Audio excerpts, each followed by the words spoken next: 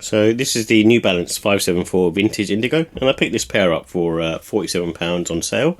And the reason why is I haven't got a pair of 574s at the moment. The other pair that I did get was just a bit too small for me, so I didn't keep this particular pair. But this one I'm going to be keeping because I think it's an iconic silhouette, and also it was one of those ones that was released in quite a while ago, 1988, and it was made as a running shoe. And these were designed by Stephen Smith, and they're also iconic in terms of like the because they use as the emoji icon that you'll see, especially on devices such as like iPhones and stuff. So I think that's a cool thing to have, and just to sort of own them, because I never owned a pair or sort of worn a pair, and I always wanted to try them out because I'm curious, because they came out around the same time as the MX1.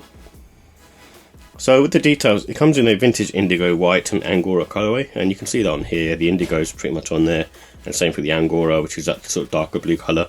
And then you've also got the white hits as well, which is on the end logo and then on the heel tab. And then you've got like a sailed out midsole, which I think it works really nice with blue, and same with the laces. And as far as I know, this has like an EVA midsole. It's slightly sort of on the thicker side on the outside anyway, and it seems to be made up of sort of dual density, and you've got also Encap in there as well. That should help absorb sort of impact protection and give you sort of that cushioning.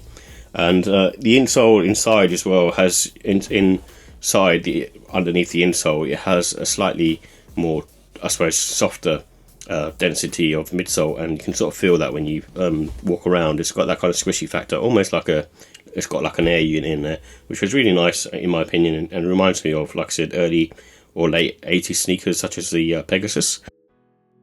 And the price of these are £115.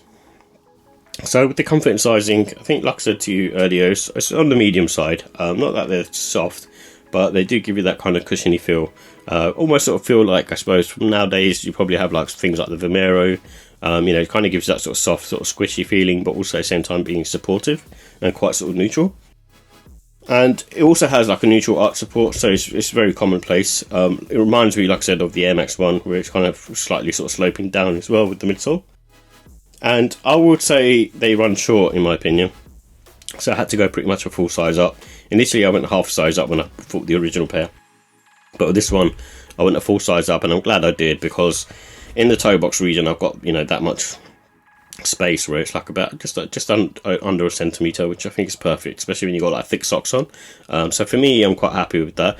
But just to give you a point of reference, this is a UK 8, which is a US 8.5, and normally with I suppose Nike sneakers, if I do the conversion, it would be a UK 7.5, which is a US 8.5 as well. So it's pretty much a 1-to-1 conversion for me. And I think these ones need roughly about 3 to 10 hours. Reason why is the midsole does feel a little bit firm, but once you sort of wear it in, it starts to feel a bit softer.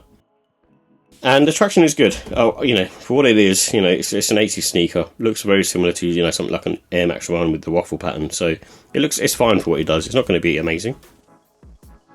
So with the look and style, I do like the retro and chunky styling, and like I said, it does remind me a little bit of the Air Max 1, and they kind of take ideas from each other, with the sort of footwear brands. And it's a good sort of spring summertime sneaker in my opinion. Not to say that you couldn't wear it autumn winter, especially with this colourway. Obviously the suede you'd have to take a bit of care of, but it's one of those sort of versatile sneakers that you can probably wear anytime. And it's a good casual sneaker in my opinion, but also you could probably wear it smart casual. And it comes with like these sail laces, but you could also put it in white, grey or blue. So with the final thoughts, I do like the classic navy colourway.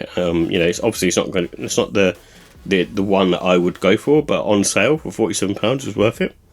And it's got premium sort of, I suppose, suede materials on there. Well, they do feel premium. You can sort of see it's got that sort of brushy effect. Obviously, they're not 100% of what materials they're using, but it does feel nice. And it's got that chunky retro look. Initially I wasn't sort of a fan of the toe box, but the more I kind of look at it, the more I kind of, just think it looks cool and just a bit different, and just a bit kind of, like I said, give you that sort of retro styling, but also comfort. With the cons, I think the sizing, like I said, they run small for some reason, which is unlike New Balance. But obviously, I had to go full size up on these, and UK size anyway.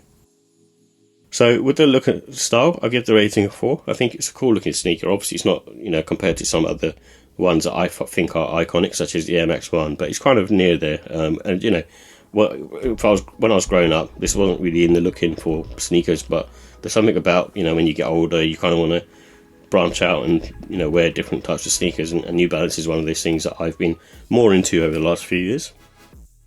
And the comfort, I'm going to go with a 4. It's not going to be like peak comfort that you see today, but it's very much similar to, like I said, an Air Max 1 or like a Pegasus. And the quality, I'm going to go with the 5. I think, for the price that you pay, I think it's good enough, what you get. So I'm quite sort of happy with that, especially as like a retro runner. And the pricing, I think, overall, is, I'm going to give it a 4. I think, it's good for the price, but it probably could be a little bit lower.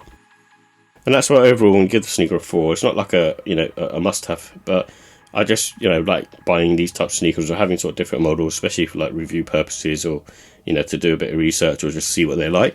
But, this one I'd be wearing definitely because it's an easy pair to wear, especially for work environments.